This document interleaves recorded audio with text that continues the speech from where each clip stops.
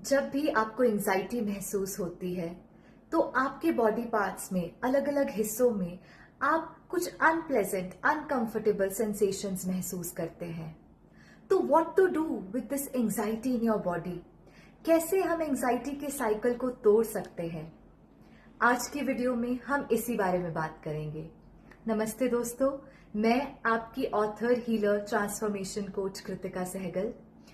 आज आपको मैं कुछ क्लियर स्टेप्स बताने वाली हूं कि अगली बार जब आप इस अनप्लेजेंट सिचुएशन से गुजर रहे हो तो आप कैसे इजीली, बहुत स्मूथली इसे पास कर सकते हैं। तो देखिए, जब भी हमें एंजाइटी महसूस होती है ना, तो हमारे अलग अलग बॉडी पार्ट्स में हम कुछ अनप्लेजेंट सेंसेशंस महसूस करते हैं। जैसे कभी कभी एकदम से हार्ट बीट का बढ़ जाना, चेस्ट में हेवीनेस फील होना, स्टमक अपसेट हो जाना, बटरफ्लाइज महसूस करना। कभी कभी हमारे कंधे भारी होने लगते हैं, थ्रोट में हम प्रेशर महसूस करते हैं, और यहाँ तक कि कभी कभी हाथों पैरों में हम स्वेटिंग फील करते हैं, एकदम से हाथ पैर ठंडे पड़ जाते हैं, सर घूमने लगता है। ये सब साइंस है कि anxiety is showing up in our body. देखिए, हमारा पहला इंस्टिंक्ट ये होता है कि we want to run away from this. हम ये फीलिंग महसूस ही नहीं करना चाहते और बार बार खुद को याद दिलाते हैं कि कुछ गड़बड़ है, हमें बस इस फीलिंग से बाहर निकलना है, I don't want to feel this. और फिर क्या करते हैं?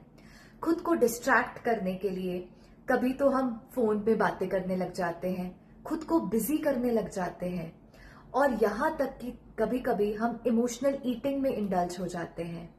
टीवी ऑन कर लेते हैं, फोन से खुद को डिस्ट्रैक्ट कर लेते हैं। But let me tell you, this is going to make your situation even worse. Do you know why? क्योंकि जब भी हम उस फीलिंग से भागने की कोशिश करते हैं तो हमारा ब्रेन इसे एक डेंजर की तरह परसीव करता है कि अब आपके सामने कोई डेंजरस सिचुएशन है और आपको इससे बाहर निकलना है। एंड यू नो व्हाट, इससे हमारा नर्वस सिस्टम और ज्यादा अलर्ट हो जाता है और हाइपर एक्टिव हो जाता है, and this loop, this cycle of anxiety continues and even becomes worse. तो बात यह है कि इसको हम, इस साइकिल को तोड़ कैसे सकते हैं, इसका सोल्यूशन क्या है? तो चलिए, अब आप मेरे साथ इस प्रैक्टिस को अभी करेंगे and I will walk you through the whole process. अब सबसे पहले आप उस सेंसेशन को नोटिस करेंगे। आपको चेस्ट में हेवीनेस फील हो रही है, हार्ट बीट तेज है, स्टमक में बटरफ्लाइज है, कहीं पे प्रेशर महसूस हो रहा है। जो भी आप महसूस कर रहे हैं, आप उस सेंसेशन को एक नाम देंगे। याद रखिएगा, आप उसे सिर्फ नाम देंगे, बिना जजमेंट के। अब just be present to it. अभी हम ये साथ में प्रैक्टिस करेंगे। अगर आप उस सेंसेशन को अपने बॉडी पार्ट में लोकेट कर पा रहे हैं तो जेंटली आप अपना हाथ वहां रखेंगे। फॉर एग्जाम्पल, हो सकता है इस समय आपकी चेस्ट में हेवीनेस हो, या आप स्टमक में एक बटरफ्लाई वाली सेंसेशन फील कर रहे हो, या शोल्डर हैवी हो। जहां पर भी आप उसे महसूस कर रहे हैं, जेंटली अपना हाथ प्यार से वहां रखेंगे। याद रखिएगा, हम ये सब उस सेंसेशन या उस फीलिंग से भागने के लिए नहीं, उसे खत्म करने के लिए नहीं, बस उसे महसूस करने के लिए प्रैक्टिस कर रहे हैं।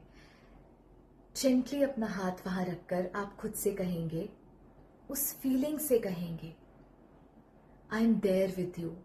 मैं तुम्हें महसूस कर सकती हूं, मैं हूं तुम्हारे साथ, मैं प्रेजेंट हूं, मैं सुन रही हूं। तुम क्या कहना चाह रहे हो, मैं तुम्हें सुन रही हूं। You are absolutely safe. Thank you for being there. तुम मुझे कुछ मैसेज देना चाहती हो and I can hear you. I appreciate you कि तुम मुझे सेफ फील कराने के लिए ये मैसेज दे रही हो। अब आप खुद को याद दिलाएंगे, I can feel this feeling and still be okay. मैं इस फीलिंग को महसूस करते हुए भी अच्छा महसूस कर सकता हूं। I am safe. I can give this feeling space and still be okay. इसे उतना ही प्यार जताना है जितना कि आप अपने किसी डिस्ट्रेस्ड फ्रेंड या रोते हुए परेशान बच्चे को जो प्यार और कंपैशन देंगे, इस फीलिंग को भी आपको उतना ही प्यार और एक्सेप्टेंस शो करनी है। छोटी सी इमेजिनेशन करते हैं। सपोज एक छोटा सा बच्चा आपके पास भाग के आ रहा है, सांस फूली है, घबराहट हो रही है, वो कुछ आपको बताना चाहता है, कोई मैसेज देना चाहता है, तो आप उसे डांट के फटकार के भगाएंगे तो नहीं, प्यार से अपनी गोद में बिठाकर कंपैशन शो करेंगे और पूछेंगे कि बताओ मुझे क्या महसूस कर रहे हो। ठीक उसी तरीके से ये फीलिंग भी आपको कुछ मैसेज देने आई है। आप इसका मकसद आपको तंग करना या अनकंफर्टेबल फील कराना नहीं, बल्कि कोई मैसेज देना है जो इस समय आपके भीतर चल रहा है। It's just trying to make you aware, क्योंकि याद रखिएगा हमारे इमोशंस जो सेंसेशंस के रूप में हम फील करते हैं, they are just our bodies navigating system. अब जितना प्रेजेंट आप इसके साथ होने लगेंगे, आपका नर्वस सिस्टम भी इसे एक्सेप्ट करने लगेगा कि ये सेंसेशन आपके लिए कंफर्टेबल है, डेंजरस नहीं। धीरे धीरे इस प्रैक्टिस से आपका नर्वस सिस्टम भी रेगुलेट होने लगेगा और अगली बार जब भी आप इस एंशियसनेस की फीलिंग में आएंगे, it will be easy for you to navigate through this. ये बॉडी ना आपकी फ्रेंड है और ये इमोशंस आपके मैसेंजर। जिस दिन आप इन इमोशंस से लड़ना बंद कर देंगे, इनके मैसेजेस से डरने की जगह इन्हें सुनने लग जाएंगे, एक्सेप्ट करने लग जाएंगे, वहीं से हीलिंग की शुरुआत होगी। तो क्रक्स में समझते हैं कि अगली बार जब भी आपको आपकी बॉडी में वो अनकंफर्टेबल सेंसेशन महसूस हो, उससे लड़ने की जगह बस उसके साथ बैठना है। और कभी कभी जब उस इमोशन के साथ बैठना इतना तकलीफदेह हो जाए कि ये प्रोसेस करना डिफिकल्ट लगे, तो always come back to your breath. बीच बीच में आप अपना फोकस अपनी ब्रेथ पे लेकर जाएं और खुद को याद दिलाएं कि it's absolutely okay, I am completely safe, these are just sensation और ये टेम्परेरी है। सेंसेशंस आएंगी और चली जाएंगी, क्योंकि everything in this life is temporary. जो भी आता है उसे जाना है। जो सेंसेशन इस समय आ रही है, उठ रही है, वो परमानेंट नहीं है, टेम्परेरी है। तो उससे लड़ना बंद कर दीजिए और बस खुद को उसके साथ सिंक में लेकर आइए, ताकि आपका नर्वस सिस्टम भी बहुत ज्यादा काम और रिलैक्स्ड हो जाए।